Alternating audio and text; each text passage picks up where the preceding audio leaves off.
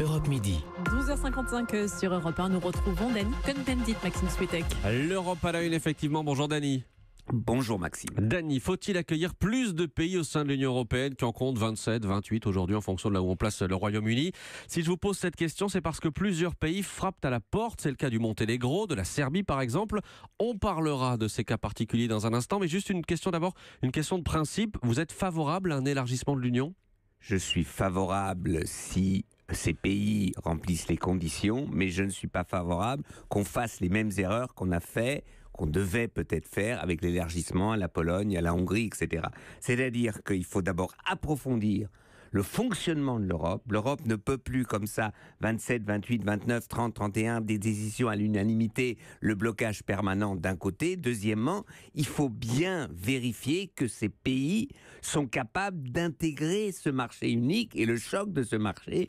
Je ne vais pas vous raconter les histoires de la Grèce, etc. Ou regardez les problèmes de la Bulgarie aujourd'hui, la Roumanie. On a dit, s'ils rentrent dans l'Europe, la corruption va s'arrêter. Elle s'est démultipliée dans ces pays. Donc, oui, on doit pouvoir élargir, mais pas comme on l'a fait jusqu'à présent. Dany, plusieurs pays des Balkans, dont la Serbie et le Monténégro, je le disais, pourraient rejoindre l'Union. La Commission parle de 2025 comme date indicative. Est-ce que c'est souhaitable pour vous? Ce n'est pas souhaitable dans l'État. C'est pour ça que je trouve que 2025, c'est irresponsable.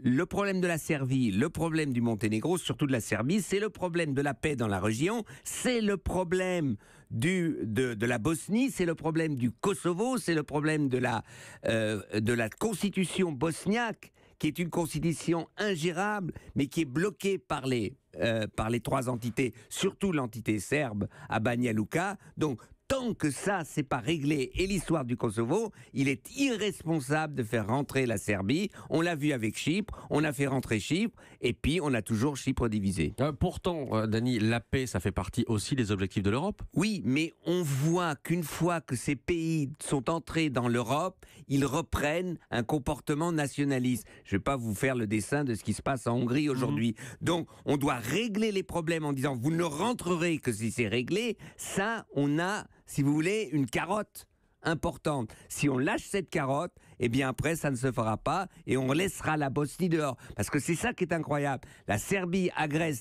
la Bosnie, mais vu l'incapacité de réformer la Bosnie, eh bien c'est les Bosnies qui payent les pots cassés.